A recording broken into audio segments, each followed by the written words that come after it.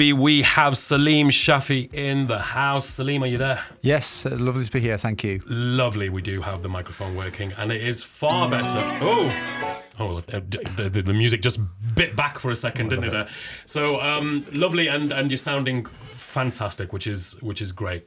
So just as a little introduction, Saleem Shafi is the Deputy Chief Executive Officer for Money Buddies. Money Buddies are the biggest independent money advice service in West Yorkshire. Yeah. And the aim is to help clients out of debt, poverty, and have social justice. You don't need to have a financial crisis to get help. Money Buddies are open and free to all. Many of their clients don't have any financial issues. They come in to see a Money Buddy to find out where they can save money on their gas, electricity, water bills, and much more. And Money Buddies do not charge, do not judge, don't tell anyone. Your safety and financial capability is our priority. And so it's important to Money Buddies that you can get free debt advice and that they can help as many people in Leeds and beyond. Well, welcome to Fever Radio. Thank you. I was just going to say you've done my job for me. Yeah. Thank you. Can we go now? So, how long have you been working at Money Buddies for now? I've been with Money Buddies since 2014. 9 years now, coming up to 10 years by June, I think, this year, yeah. Okay, great. Yeah. And would you say your work has increased in that time, or has become less relevant? Okay. I mean, how would you? I would say increase is an understatement. It's an understatement. I was saying before COVID hit in 2020, we were seeing record levels of people in real difficulty, and we were forecasting the next 5 years it would be a very, very difficult time. COVID came, things dipped for a short while because people were on furlough, people weren't able to engage, even though we were in certain places. But to put it in perspective, 2 years after COVID, we had 400%, we saw 4 times as many people as we did our record year before COVID hit. And that's 2 years ago. Four times as much. Now, on 2 years, we're up 3 times on that. So what we have is very similar levels of staffing resources, people working great, of course, amazing team. People care, just want to go extra miles, never mind the extra mile, in terms of making sure that people feel safe, know what money they're entitled to from the government. You know, we want to check to make sure that, you know, if the government owes any money, they're going to get it. And making sure that people don't fall into a deeper hole than they already could be finding themselves in. And now, I know you want to talk about cost of living crisis, and we'll chat about that, of course, but now we're seeing even more desperate times. And I haven't got the words to say how painful it's been in the last 2 to 3 years. It's beyond, in some cases, you've run out of all the support tools that you have for many people. Please don't get me wrong, there is still lots of hope and lots of support there for people. I want to be very clear and positive about that. But in certain cases, it's become to the point that we've actually run out of tools to support people. And I know, speaking to Martin Lewis, because Martin has supported us as well very generously in the past, is that even he talks about running out of tools as well. About helping people in difficulty. But I also want to put that message out there that if it's like it's the first time it's happened or you're getting close to it, please, there's still lots that can be done. We'll talk about that, I'm sure, during the next few minutes. Yeah, it's very troubling, isn't it? I mean, we were just earlier on in the show talking about dental care in the UK, which in and of itself is a disaster. Food provision, healthy food provision in the UK.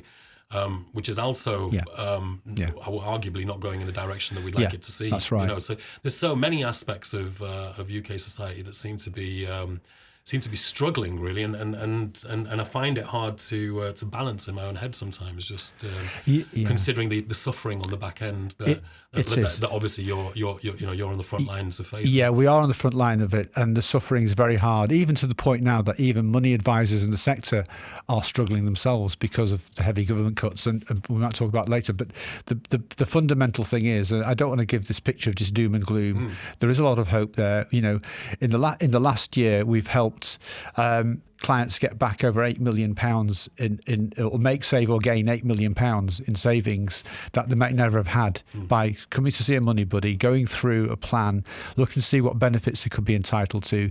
If they've got debts, then we get them to see our debt advisors, and our debt advisors will do what they can to either potentially get debts worked out with the organisation you owe money to, or even in many cases get them written off as well. Okay. So that can put a lot of ease off people and take a lot of pressure off. It's a massive thing. It is a massive thing. And what it allows people to do is it allows them to be able to start again or reset and allow breathing space to just sort of say, right, okay, I'm now out of the difficulties than before.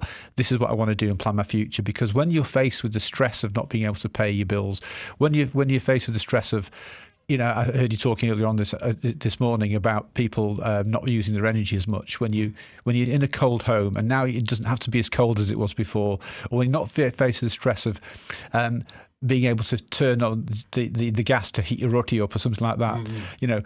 That when that pain goes away, it's a lot easier to start to think about the future. But it's very, very difficult to even think about the next day or the next few weeks if you're faced with not being able to heat your dinner up that day.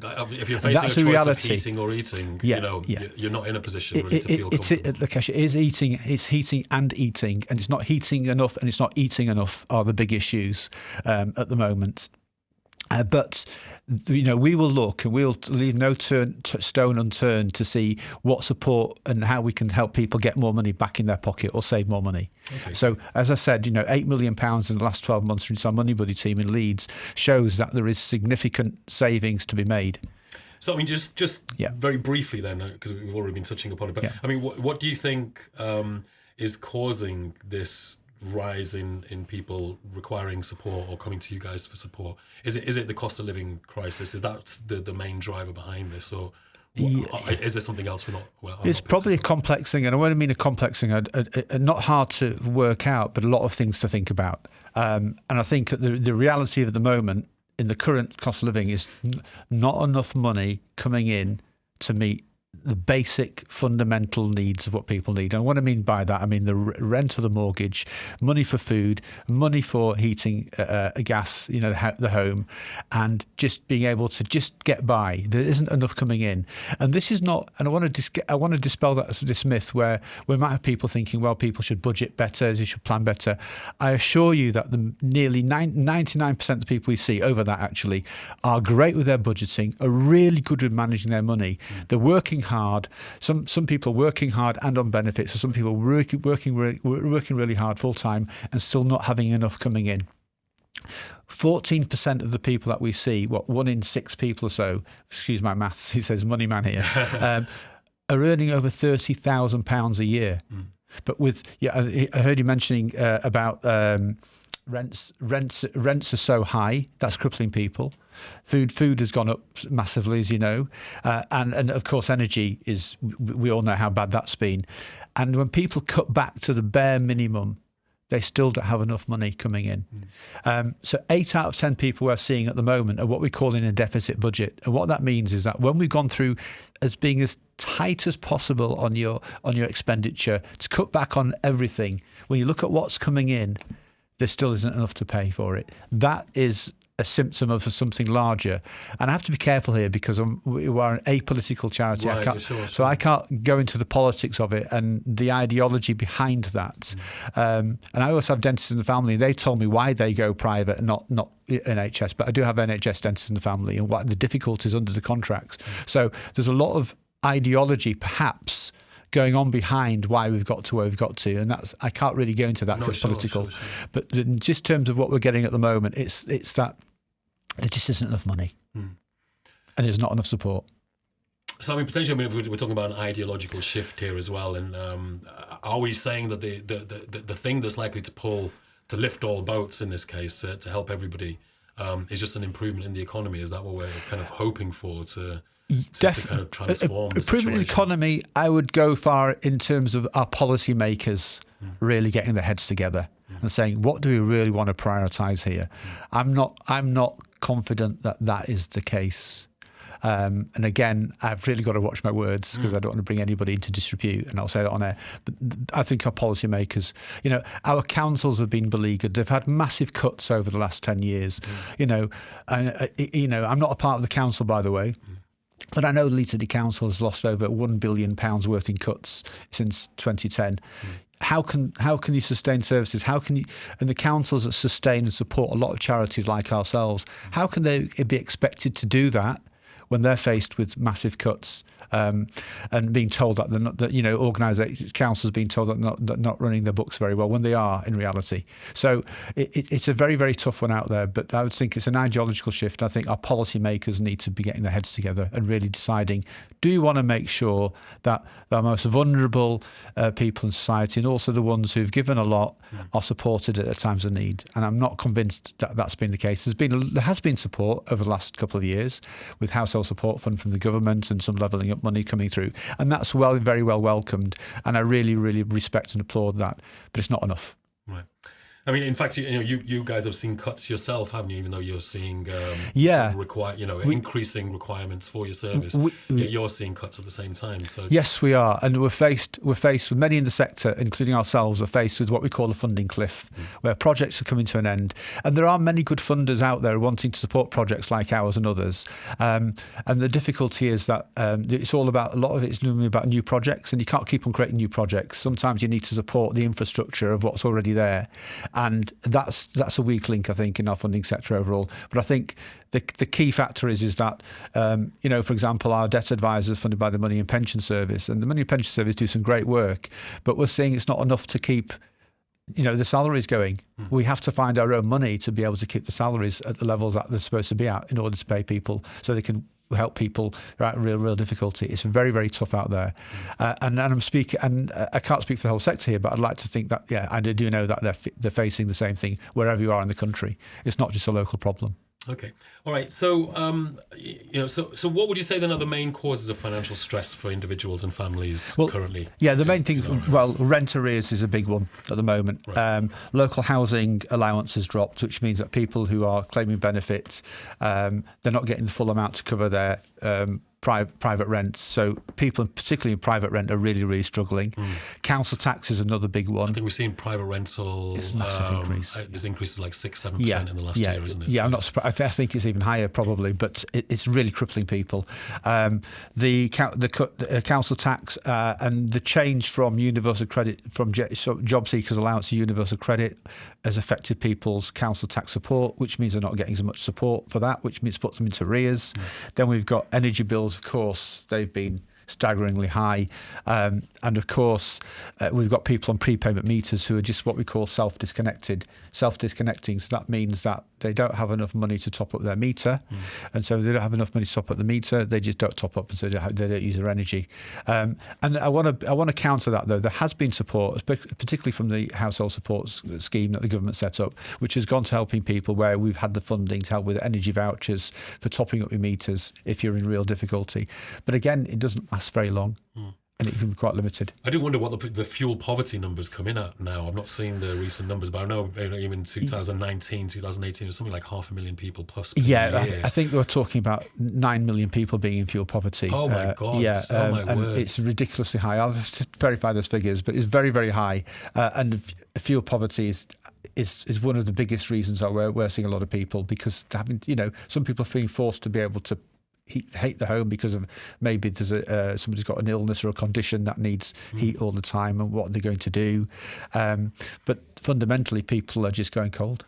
Yeah, I mean, the massive stress not being able to balance the books in your own house, isn't it? I mean, just the stress of having lenders on your back. The stress of, like we just said, not being able to heat your house or put appropriate food on the table. It must be remarkably stressful. It is. And you're able in some way to, with some people, I guess, be able to relieve that stress or get them out of that position, aren't you? So. Definitely. Lifting people out of poverty or getting into more difficulties is one of our big aims. And I think what I would say to anybody who's listening today is, sometimes we're made to feel that we're alone in all of this, and that somehow that we've failed as a person if we're not being able to manage our money, or we've got into debt now, or not being able to make our payments. It's usually because there's a big change in life circumstances, or inflation has gone crazy like it has done, energy prices have gone crazy like they have done. If people are not failures, they just need, and so we're here to listen, we're here to support, and we're here to help you navigate that maze that can be a maze. And I think the thing is that when you get companies calling you up, say we want our money, or you get the letters, it can be very dispiriting. All I'd say is that literally a 5-minute chat with the money buddy can make the difference between sleeping that night or not sleeping that night. Okay. And the feedback we get from people who see us say, I wish I'd come to speak to you sooner rather than later. Really, that's the biggest thing that we get. So, what would you say? Who are the main kind of people who should be giving you guys a call or walking through your door? Would you say it's people who've got a lot of debts that they just simply can't manage and pay back? What kind of people do you think you're best able to support? I would just say, if you're worried, if in doubt, just ask us. Right. There's no job profile now. We've seen doctors, we've seen people earning very high levels of income, relatively high levels of income, who come to see us as well, who speak to us. So, very few people left untouched by this. If you're just worried, if you're just thinking, you got that sinking feeling in your tummy, or that feeling a bit, you don't want to eat your dinner because you're worried about your finances, just make a call. Just give us a call, and we'll do our best to help you. Okay. You will not get judged. I can assure you of that. In fact, I can promise you that. All right. What's the number, Saleem? Okay, our number, that team are going to go crazy. Are we better giving a website out or something? Our website is, I'll give you our Leeds number, 0113 235 0276. 235 0276. But they're going to go crazy with me. Please visit our website as well. We are at the moment in 22 outreach centres throughout Leeds as well. Great. In community hubs. So likely somewhere near. Yeah, somewhere near where you live in Leeds. If you live in Leeds, and if you're from outside of Leeds, look, just come in. If you can get a chance to come into Leeds to one of our centres, come and see us. We'll see you face to face. We will not say to you, well, you're outside of Leeds, so we won't help you. We won't do that. Okay, good. And as you say, you don't charge, you don't judge, you don't tell anyone. No. Everything's secret. Absolutely. And, you've got a shoulder to kind of lean on in that Absolutely. respect. Yeah. All right, great. So just before you go, Saleem, I mean, maybe there's are there some very easy, simple, basic kind of money saving tips or ways in which people listening might be able to think about kind of increasing their income and saving some money? Yeah, so lots of different things. I think one of the things is you can turn on your boilers. You can turn your boiler down to 60 degrees. I think that will save you some money on the boiler. Mine's on 50, would you believe? If you like your showers, have shorter showers. But I can't tell you to do that one because I love a long shower. I love a long shower, so I can't tell you to do that. My water level is on probably the lowest I can have it nowadays. I think a practical tip. Absolutely. I think a practical tip is if you've got access to the website, there's a website called Entitled To, TO, not the number 2, and you can do a check on there. It will give you an indication of what benefits you could be entitled to. Right. And if you can get those, claim them. Claim them. Please don't be shy about it. Our communities can be very, very nervous about doing that. Please don't do that. And if in doubt, just call us, ask us. So that's an easy win. I mean, if you've got the wherewithal, you're able to go onto the website and Entitled To, you'll be able to find, hopefully very easily, you'll be able to find whether you might be eligible for additional grants or the such like. So that'll be a very, very easy win. And of course, if you're listening to this and maybe the internet's not your thing or you're just not that comfortable with technology, then definitely pop into one of these 22 locations around Leeds where you'll have a friend to be able to lean on. You'll be there's no charge, there's no judging, and there's no telling anybody either, so you can speak your mind. And there's a good chance you might find that your mind will be put a little bit more at ease than it is at the moment if you're worrying out there. Yeah, and can I just add, on the website, you can translate it into different languages. All right, and if you email us, or if you when you email us through the website in language, we'll translate it. So if you feel comfortable using, Punjabi, Hindi, please do it, and we'll help you. Okay, great. So language is supported as well. It's a fantastic resource that's available to us here in Leeds A, but also in various other neighbourhoods as well. Yes. So if you are worried about money, if you've got money worries on your mind, just pop in and see if you might be able to get some help. It's a great service that's being provided. Saleem, wonderful to have you drop in. Thank you so much for that. It's a real insight. Is there anything I maybe missed that you'd like to add? I would just say, we if you can help us with funding as well, we'd appreciate it. Yeah. Thank you. Obviously, that would be great to kind of keep the service alive, wouldn't it? So, once again, thank you very much for coming and joining us here today. And we hopefully will speak to you again in the near future.